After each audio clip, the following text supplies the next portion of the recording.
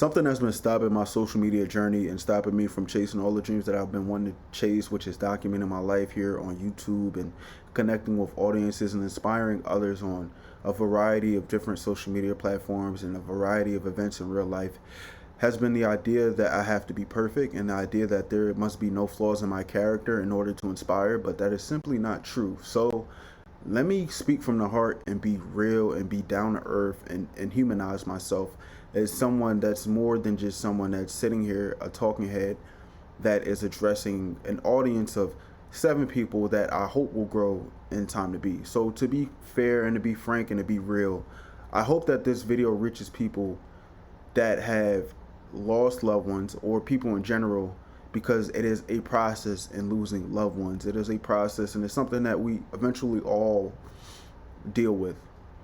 But I lost my father at 13 and I lost my mother at 18.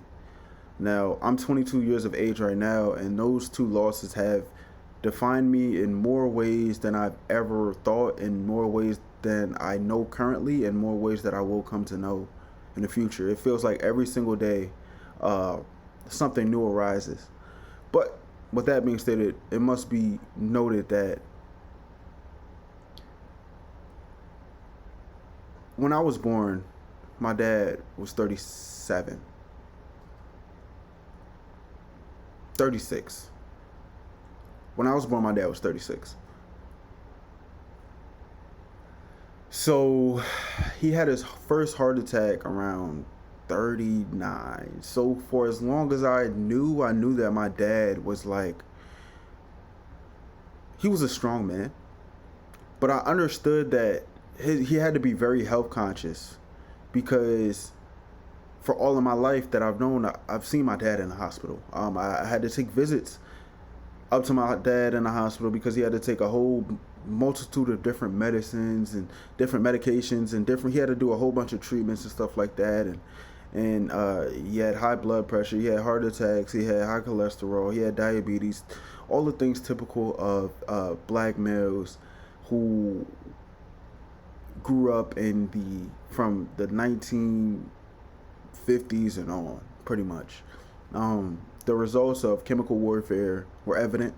My father eventually, I've never seen my father do any drugs other than alcohol. I've never seen my father partake within any type of cocaine, partake within any type of weed, partake within tobacco. I've only seen him drink alcohol.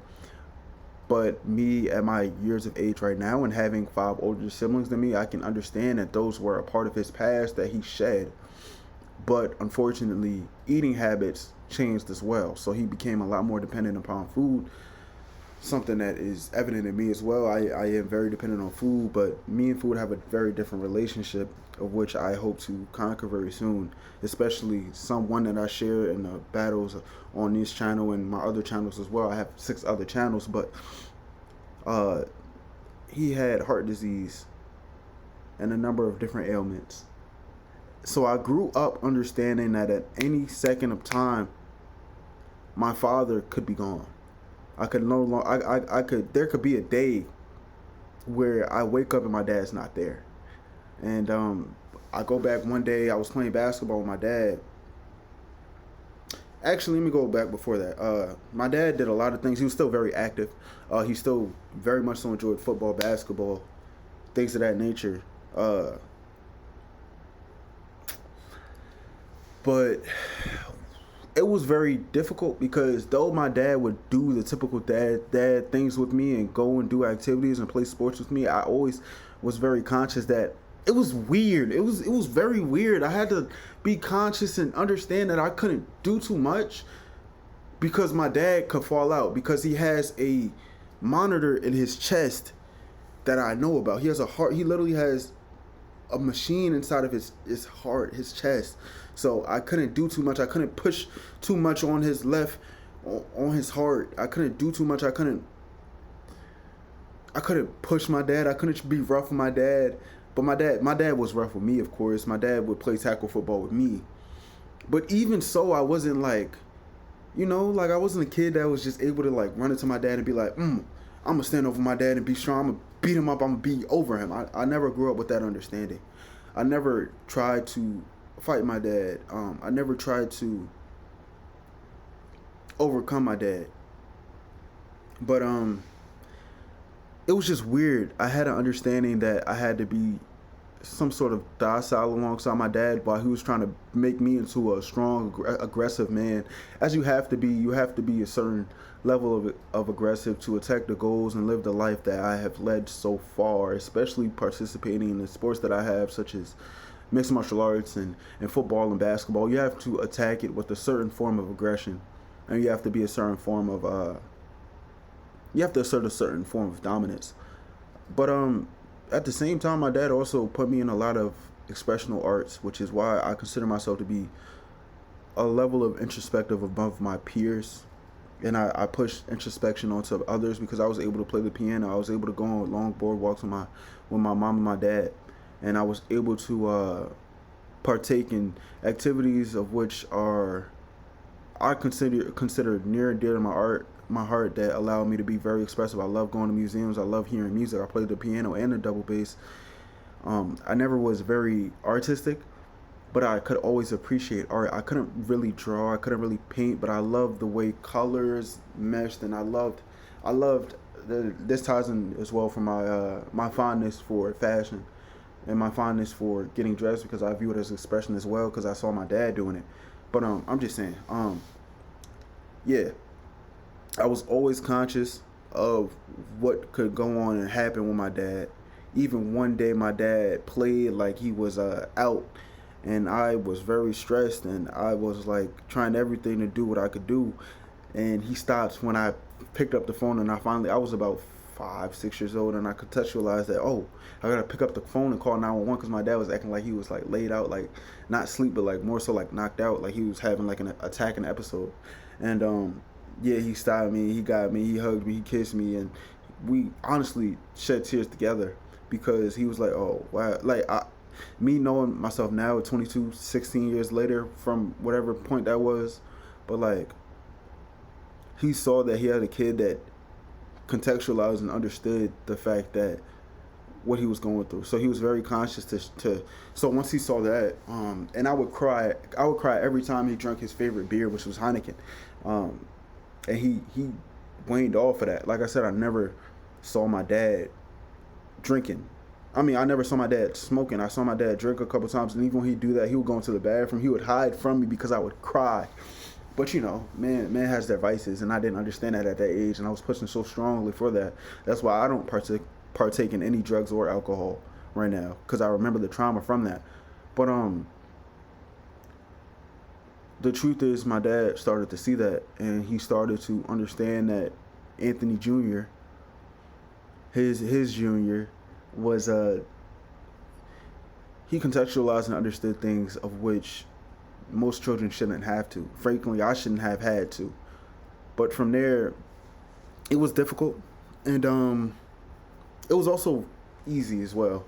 They cared for me very much, my mom and my dad and my 5 siblings, but 4 or 5 siblings. I got a sibling who's like not really a sibling, more of a family friend, but like slept in my room and stuff like that. And I also got a nephew that is really like damn near closer to me than anyone on this earth currently. But you know, it's kind of hard to place that hierarchy. But I'm just saying that we're all very close. Everybody's very close, so it's all really pretty much like brother, sister, whatever it is. We just extremely close because of the unity brought together by my mom and dad. But I'm saying this to say that I grew up understanding my dad was vulnerable, and my dad became the coach of my basketball team when I was the only black kid in an all-white school, right? It was literally me and one other kid. His name was, I shouldn't say his name. I should say his name was like,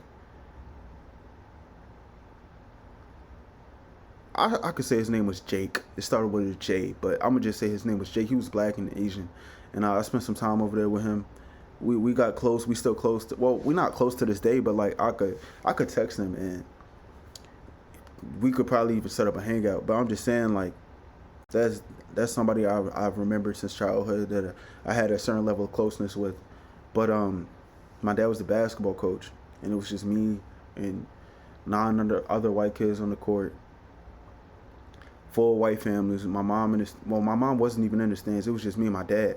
So I'm hooping. I'm playing basketball. I go down the court. I score. I'm kind of excited, but the crowd is like definitely silent. I turn around. My dad's laid down on the ground. The ref is there. The other coach is there. And like, it was just like everybody was kind of like pitying me. And I remember it. It felt bad. And I went up to my dad. I didn't know how to react. Like I said, I was just there by myself with my dad, and he fell out. He fell out because he accidentally took his medication that he was supposed to take. He took it twice. He forgot to do that. So we had to get him a medicine, like a medical organizer, a medication organizer from there on out. So he wouldn't ever forget. And it was essentially like a overdose or whatever you call it on the medication that he was supposed to have, his heart medications. I don't even want to remember the names because I started to remember names from that and the situation that I'm about to talk about with my mom. But yeah, I went to school the next morning, and everybody knew, and it was embarrassing. It was embarrassing, and I honestly had to go home because my dad, he was good after that, and it wasn't like it was lesser than what his heart attacks were when he had to stay in the hospital for weeks at a time. So I was kind of like sad to say, but I was used to it. But it had been a long time. He was doing really good then, and it had been like a year plus where it was like no episodes. But that episode, he was gone. He was out of the hospital that night, so he was good. But I had to go home because it was like, damn, like everybody's saying this to me. Like the whole school knew about it, and it was compassion. It was love. It was out of a myriad of different unifying emotions, but it's still, I felt embarrassed. Like that's the only word I could really say. Like it just put things into perspective that, hey, not everybody else is dad like that, so why I gotta be me with a dad like this? And it didn't make me resent any of his choices. It never made me resent who he was. It more so made me like, damn, like I have to really cherish the person that I have, because I was a mama's boy for a couple years, but then I started to realize like my mom took more of a backseat role. My mom was very supportive, and I'll get into her later. But my dad, like all the sports, all the forcing me to play piano and bass, all the forcing me to get hundreds. Like my mom commanded academic excellence, but my dad would get mad at me if I brought home a 98. So like my mom would be content with me getting a 92. My dad would be mad at me for getting a 98. And I got praise, I got extra incentives to do well in karate school, do well in football, do well in basketball, do well in school. If I got hundreds, I did well. I could go get ice cream. I could go to Froyo 16 Handles in Plainview and it'd be cool. I could go and get my Oreo shake that I used to love if I got 100, or if I got first place in my Naga tournament from East Coast Mixed Martial Arts or Tiger Showman's. If I scored 16 plus points in a game, if I got a sack, if I got 2 sacks in a game, or if I got a certain amount of pancakes, or if I made another kid cry, I was incentivized to do those things. So that built our relationship more. So I became more and more. I just spent more time with my dad, for sure. I spent a lot of time with my mom, but I would say about 60%, 55% I spent with my dad, 45% I spent with my mom while my dad was alive. Yeah, I was embarrassed, and eventually, I went back to school. It was cool. But eventually, when I was 13, my dad passed away. My dad passed away, and the night before, he was lifting weights. I was conscientious. I was conscious about my dad lifting weights, but he had been doing so well, and I saw the considerable strides he had been making, and he was losing weight. Like I said, like I I was 8 years old helping my dad with medicine and stuff like that, and I didn't have to. I just put myself in those positions because I had older siblings who helped him. I had my mom who helped him, but I was a nosy kid, and I deeply cared for my dad. So I began to start reading.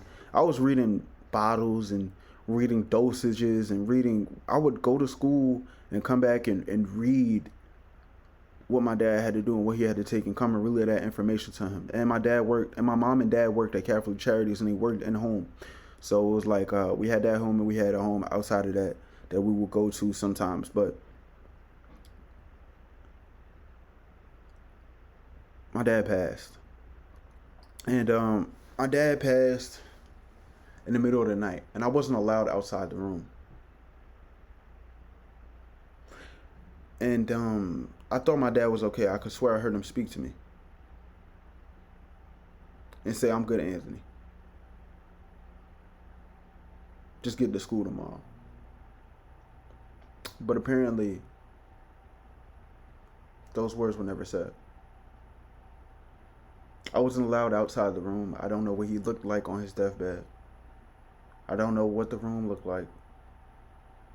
I was locked into the room with my dog that I have tattooed on me, Buddy, that my mom and dad brought me, my Labradoodle.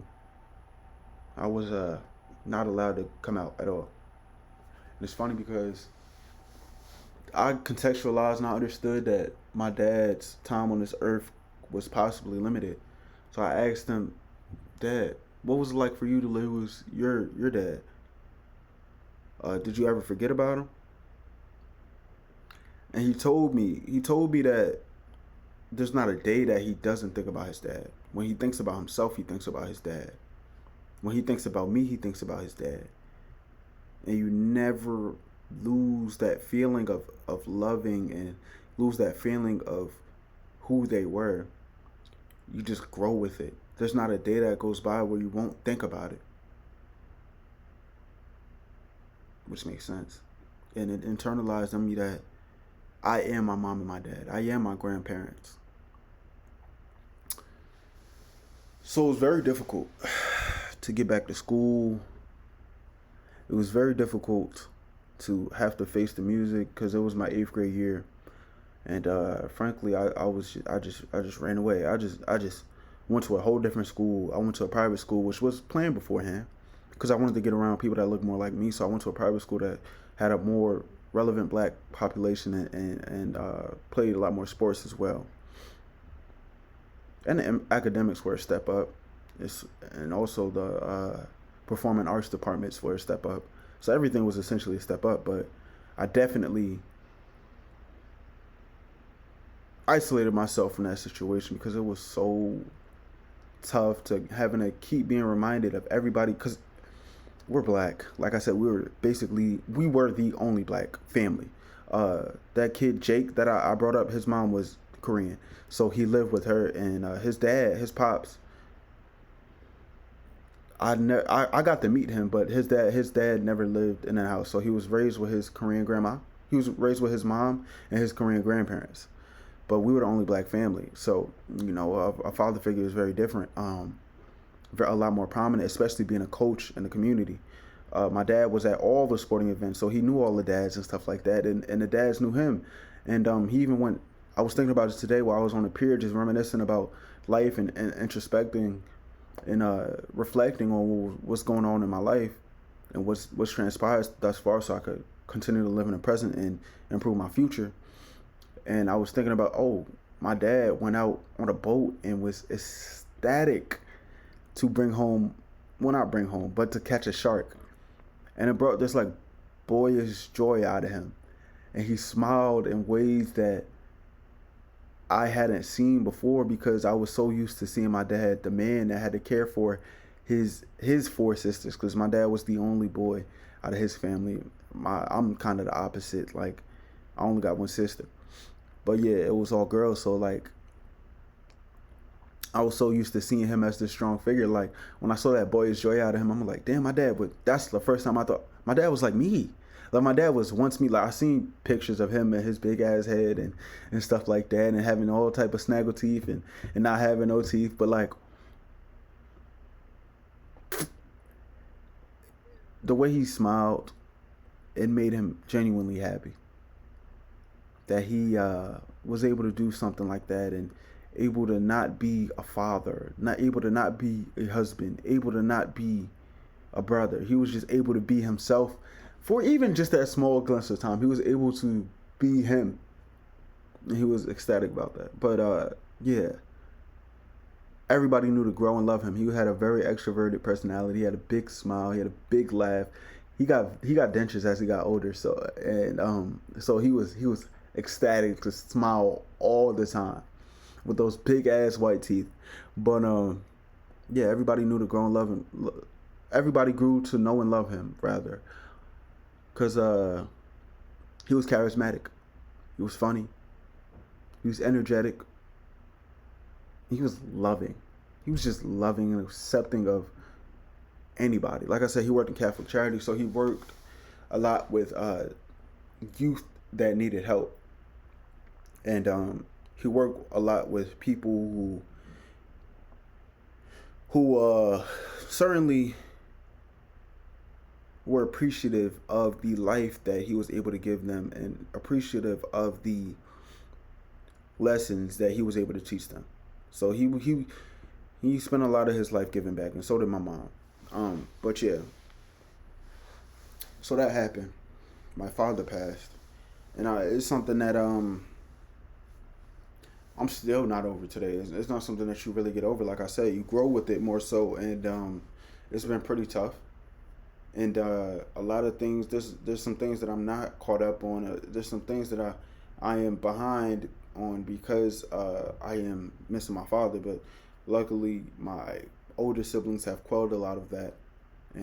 But something as simple as like me not having a driver's license, like it's just little stuff like that. Like I don't have a car, but I was able to go to university and graduate from a prestigious university, University of Miami, which is one of my proudest things. But graduate with honors from high school as well. But it's more so like it's just been difficult not having my pops around, not hearing that voice and being able to hug him and being able to give my pops a kiss on the forehead, and it just because my heart and my I still remember what he felt like I still remember what the hugs felt like. I still remember what playing and shooting basketball with me felt like. I still remember feeling his bald ass, peanut ass, football ass head. I still remember the way he used to shoot and flick his wrist playing basketball, and the way he would stick his tongue out sometimes and be like a little flashy, and the way that he would like just his mannerisms, just walking and stuff like that. But it's difficult for him to not be able to see the man that I've grown into today, and the way that I think, and the way that I want to be, and the way that I want to grow and give back and share some love, and how I've expanded the dreams that he's had and applied them into myself, and have even loftier expectations that I will reach because of the sacrifices that him, my mother, and both of their grandparents, all four of their grandparents have instilled into them, which is instilled into me, which I'm going to continue to instill into the next generation.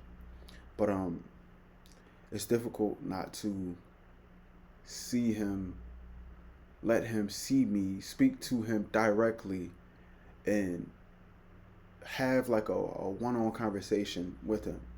And it's strange too, cause I remember the last LeBron James. I remember the last basketball game that I watched. I was able to show my dad. I remember being able to watch LeBron James play against the Washington Wizards and travel on a missed layup and then foul out after a turnaround backboard three-pointer, which that was the last game. I know it was between my dad's birthday, February 24th, and his unfortunate passing of March 21st. I know it was between that point in time where I saw that basketball game. I remember that basketball game. That basketball game, there's a few things that make me cry. That basketball game makes me cry when I watch that on totality. The movie Get Out is the last movie I watched with him, and it's one of the movies that I still hold near and dear to my heart, and I still understand the themes and overall value of that movie. That makes me cry as well. Fruitvale Station I watched with my dad. not when it was his passing, but my dad stopped me from watching that movie because he saw how emotional I was being when Michael B. Jordan at the end was going through that turmoil. I didn't get to finish the film. I didn't get to finish. He stopped me from finishing the film where it was treading towards the injustice that was about to be perpetuated upon him. And the first Creed movie makes me cry as well. The third Creed movie made me cry too, but that's for a different reason. The first Creed movie I watched with my pops. So that made me cry the other day. And I ain't cried in a minute. I haven't cried. Actually, it hasn't been a minute. I cried in May. But before May, I haven't cried since 2021. December of 2021. I haven't cried since then before May. Whoa. Yeah. It's been that long. But I cried that May because for the first time in years, I went to Father's Day. Well, not Father's Day. It was my brother's birthday. His birthday is April 30th, but we went in May. We celebrated it. It was me and two of my brothers. But I woke up crying, and I had a dream that my dad was never allowed to be just himself, and that's why I came to that realization after seeing him, and that's why I contextualized that his sand shark story, where he caught the shark, and I saw the picture and he was holding it up smiling like I never seen before.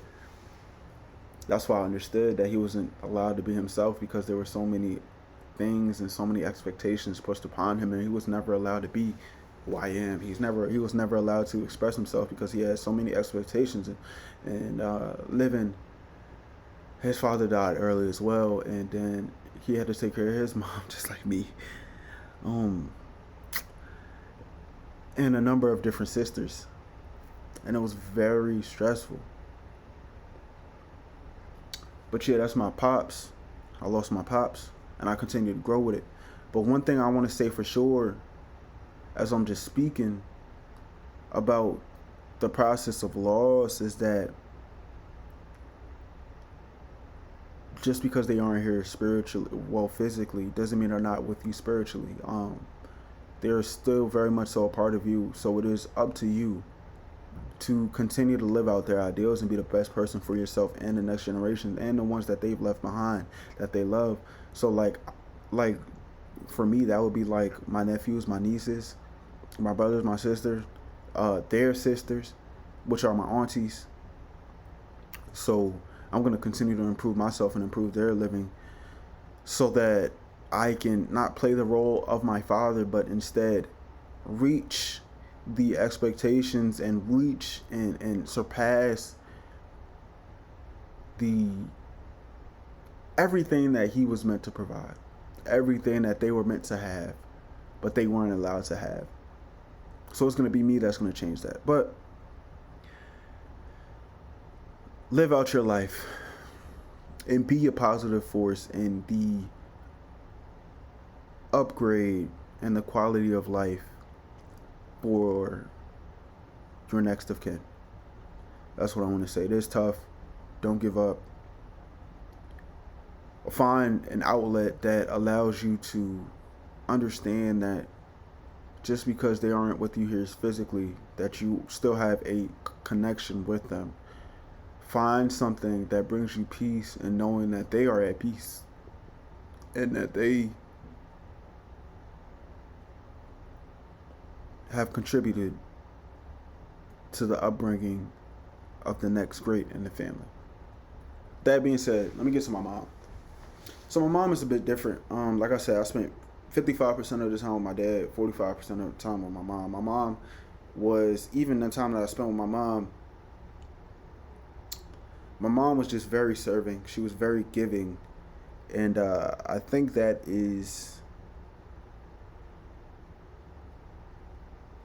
it speaks as to her character. She was super giving, at the point too giving.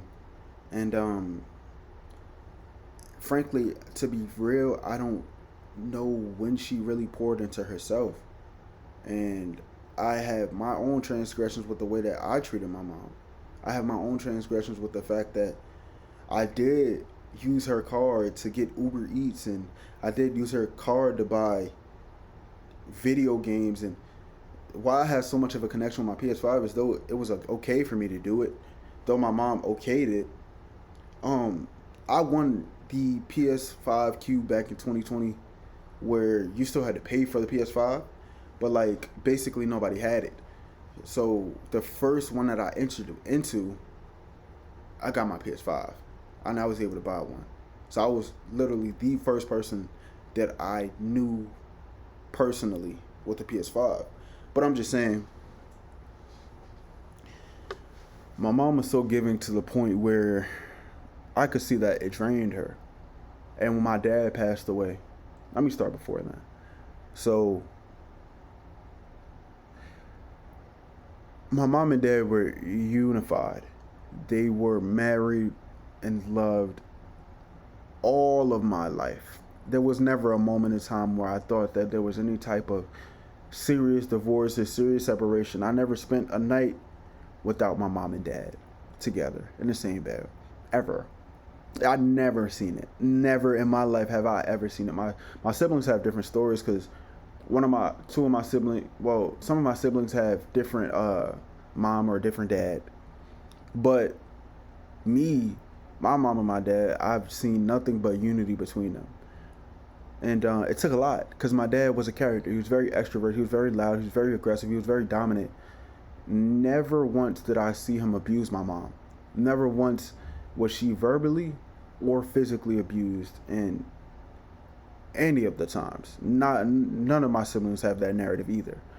That was never a thing. But I'm just saying, my dad was very loud. He was very boisterous. He was controlling for sure. He definitely asserted himself.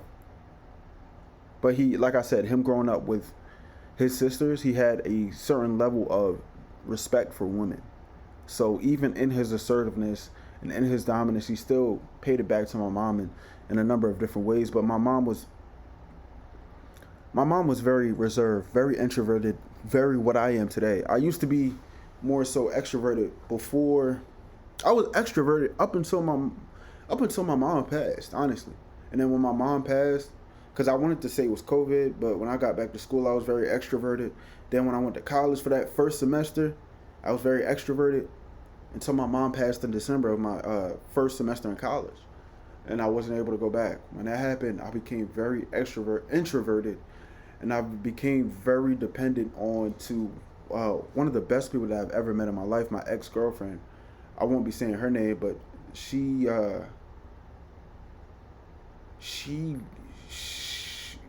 like, in a sense, I was seeing the world grayscaled when I was speaking to her over the phone, because it was very innocent, it was very loving, it was very caring. She was very emotionally intelligent. Nobody's perfect, of course. We had our differences and we eventually grew apart. But I will never speak bad upon her. In the time where I saw the world in a grayscale, she introduced me to color again. She was there with me the whole time when my mom was passing away. And she brightened it up and she made me excited about coming back to school. And I ran away again. I ran away from the responsibilities of having to be in New York and face the fact that my mom passed here, and I went back to school. I could have taken more time to be present and be alongside my nephew. I ran away from my fucking nephew, who was 14 at the time, and he needed me the most at that time. I went away from my other baby nephews. I ran away from my sisters, my brothers, who told me to go away and get away and go search and be myself, which I did do. But in that process, I still left some people who really care about me behind, which I frankly need to atone for. But my mom was a very giving person. My mom was a very docile person. My mom was a very understanding, introverted, and loving person. And she taught me a lot of different things. She taught me how to be calm in the face of overstimulation. She taught me how to maintain my emotions, which is so strange that my mom taught me that, and my dad was, he was brought up around a bunch of women, but my dad was bubbling all the time, but my mom was even killed. My mom was adopted. I don't know my actual mom's side of the family. I don't know my mom's dad. I don't know my mom's mom. My mom was adopted, but I was introduced to a family of which I still love dearly, which blood couldn't make us closer, but we are not related by blood, which I didn't really contextualize till I was about 18, that we're not actually cousins. We're not, that's not really my aunt, but it's my aunt, and that's my cousin. You feel what I'm saying? And my mom did things like give me croissants every single morning, uh, from Burger King up the street, and allow for me to grow into the person that I am. And she nurtured and she took care of me, and she showed me a lot of the introspection. Like I said, she showed me a lot about how to express myself in different ways. And my mom obviously taught me a lot about women.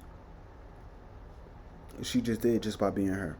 And yes, she was very submissive, but she always knew how to get her point across, how to foster more unity, and how to positively contribute to a situation.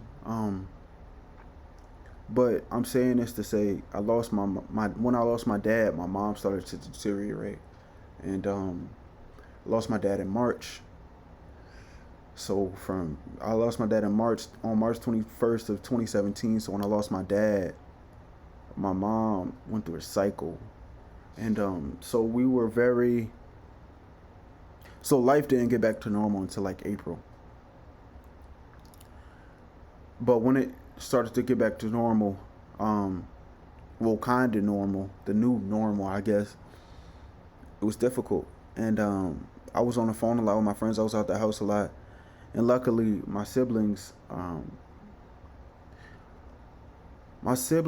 did a lot of mending the relationship, did a lot of keeping me even keel and keeping me level headed, because I could have spiraled out. I could have said fuck school, could have said fuck sports, fuck everything. It just been, but they kept it in mind that I had to continue to get 100s, and that I had to continue. Shout out to my big brother Osiris, to my big sister Corinne, and my big brother Marquise, and my big brother Marquel, and my big brother Malak, and all my nephews, niece, all of that, all of that. But Osiris is the closest representative of my dad because he spent the most time with him. So he kept me, Osiris at that time, really kept me like level.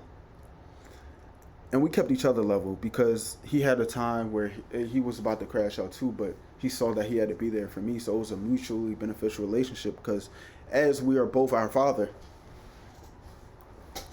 as we both saw that, we saw that we both needed each other to continue to grow and improve and progress as people. But my mom lost someone that she had shared the bed with every night for 20 plus years. And my mom once had a bad smoking habit when I was a kid, and she gave it up. She gave it up when I was 9, and I've never seen her smoke a cigarette again. That's why like I said, I have no addictions. There's nothing I'm addicted to because I saw my mom literally give up smoking. I saw her give up nicotine, tobacco, everything, and she was never a drinker. So I saw that my mom could do it. I'm not going to addict myself to anything. I've never taken anything. I've never drank alcohol. Well, I have drank alcohol. It's disgusting every time. I can't finish a glass of alcohol. I can't. It's not something I partake in. I've never smoked anything. I've never, and only thing I've done has been edible. And but yeah, I'm not addicted to anything. I have no vices for real. But my mom taught me that as well. But my mom lost my dad, and she never fell back into smoking. But her mental health seriously started to deteriorate. And that mental health deterioration And my mom was so silent. She was, when I tell you, like, there could be a million things going on, and my mom would just be even keel and be like, okay, we're gonna do this. And we did it. And it was like that other shit didn't matter.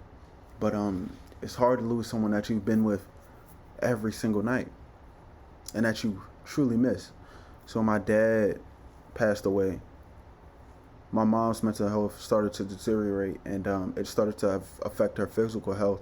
And she had this rare disease called sarcoidosis. It's a degenerative disease, and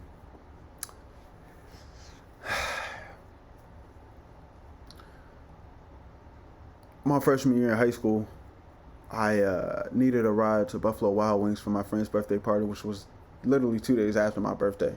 So it was kind of both of ours, but you know, it was my girl. It was not my girlfriend, but like my girl homie, and my home girl, and I needed to drive up there, and I had my nephew, my baby nephew at that time. He was literally 2. He had just turned 2 because his birthday is 3 days before mine. So he had just turned 2, 2017. He had just turned 2, yeah, 2017. So this is a different nephew. My mom got me there. On the drive back from in the truck in the Ford Expedition, Eddie Bauer edition that my dad picked out. My dad allowed me to pick out, rather, when I was a kid.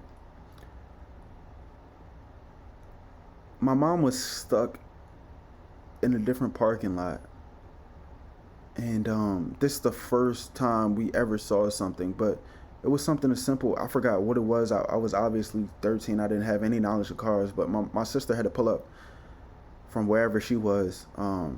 She was at work, rather, not wherever she was. She was at work. My sister had to pull up and help my mom. And it was something simple, something that my mom would instantly solve like that.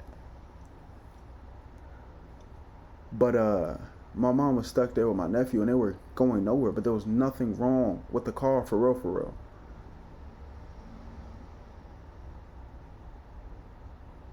They were stuck. So we picked up that something's going on with my mom. And then as time to continue to progress, her body started to continue to fail on her. Just certain limbs wouldn't work. And I had to take my mom to the hospital because her brain was literally so stressed that she wasn't getting enough oxygen to her brain because of the trauma that she had been through and losing my dad, and because of the sarcoidosis. And it was all accelerated by the loss of my father.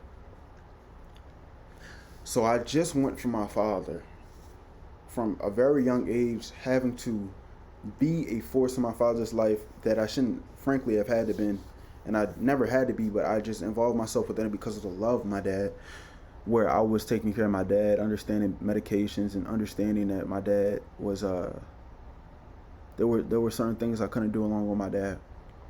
And I jumped right into it, literally, what is this, 6 months later, literally half a year later. And my mom is experiencing these things as well now. It's not her disease, it's sarcoidosis. And she's not getting the oxygen to her brain. Certain limbs aren't working for her. It's hard for her to move around. She can't get out of bed. She was stressed, she was eating, she gained weight. It was scary for me to allow my mom to get into the shower by herself. It was hard for me to let my mom walk up and down the stairs because I was scared every fucking time, bro. I was scared every time my mom had to get in the shower. Every time my mom ate rice because she would choke. Every time my mom had to go up or down the stairs because I was scared that her body would fail on her and that she would fall down the stairs and hurt herself.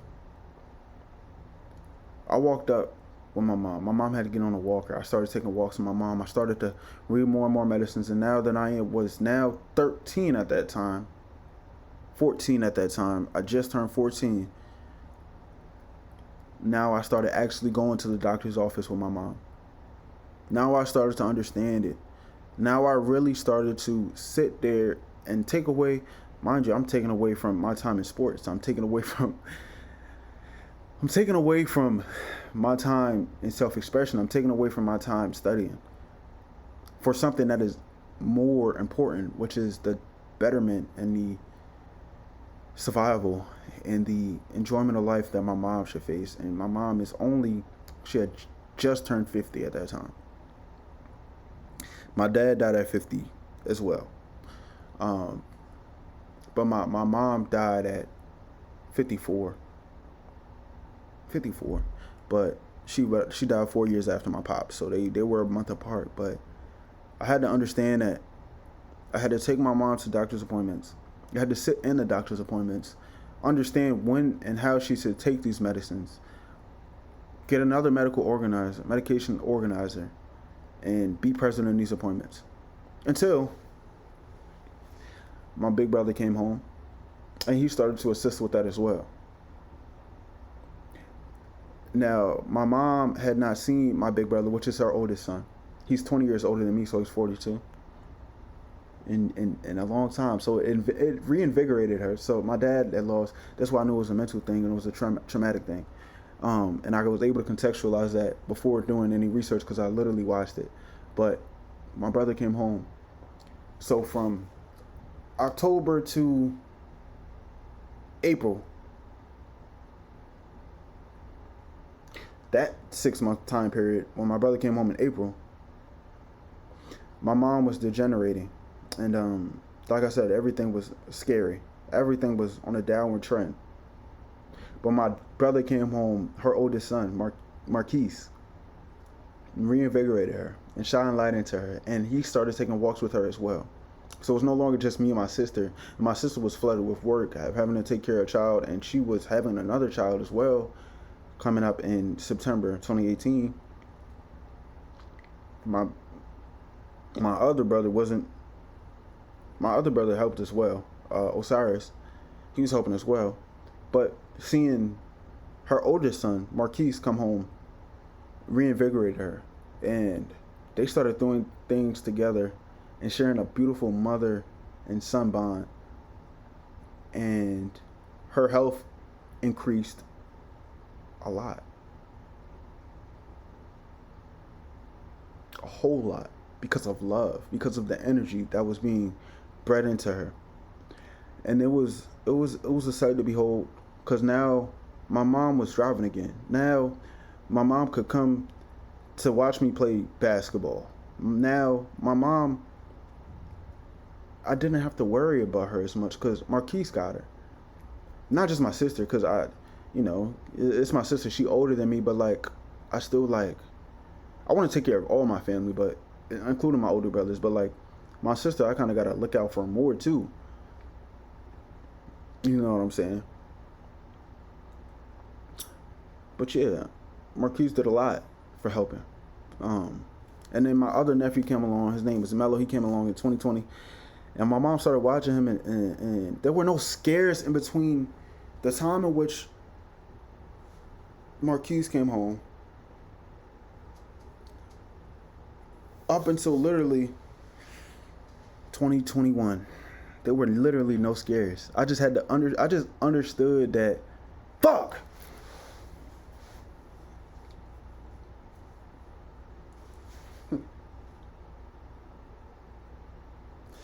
Hey, alright. Yeah. No scares from, this is why I just said that, fuck. I'm on the fly understanding. Yeah, there were no scares from when Marquise came home until 2021. And in 2021, what happened is I left for college. And I went so far away from home to become more myself and to involve myself within life and start to experience different things. And after this, I have to call my siblings. I have to call my sister. I have to go speak to her. But Marquise helped. My nephew Mello helped. He helped a lot because my mom, yeah, she was getting better and she would come up intermittently, but she started coming up every fucking day to hear her little Forky, hear my nephew Mello, to start to hear and start to see my baby boy, Melly, And that was her. That was her act. That was her baby boy. Because you know, Kyle, my first nephew, my dad. That was my dad's boy. Like everything was my dad. He was like another. His name is Kyle Anthony Willie Green. I'm Anthony Willie Green Jr. So my dad played a huge part in that. Anthony Willie Green Sr. My dad played a huge part in that, and obviously, just by the name, you could tell how much of an involvement my dad had in the formative early years of my nephew Kyle. Then, June Rynell Jr. His dad was in his life a lot. But then Mello came. Mello came in 2020, and it's the first opportunity of my mom to be a real grandparent at home. She had Caden, which is the nephew that's closest to me, that is 18 right now. That's 4 years apart from me. But Caden had his mom and his dad. So did Mello. But COVID, naturally forced everybody to be in the house. And Mello was born during COVID. And Mello reinvigorated my mom again. And my mom was healthier. My mom was doing things by herself. My mom drove again. My mom drove again. She hadn't drove in years. My mom drove again. And she was crushed to drive. And, yeah. Mello. But then her baby boy leave me. I didn't even know how much she cared about me. Like, I know my mom cared about me, but to see that the removal of me, I don't want to blame myself. I shouldn't blame myself. When I call my siblings, they're going to tell me not to blame myself. Some of the people on this might be telling me not to blame myself, but it's hard not to understand that when my dad left, her health declined. My brother came, her health increased. My nephew came, her health increased. I go to college. She see her baby boy graduate. She see her baby boy starting to progress into a grown man. I'm no longer in the home. She passed away.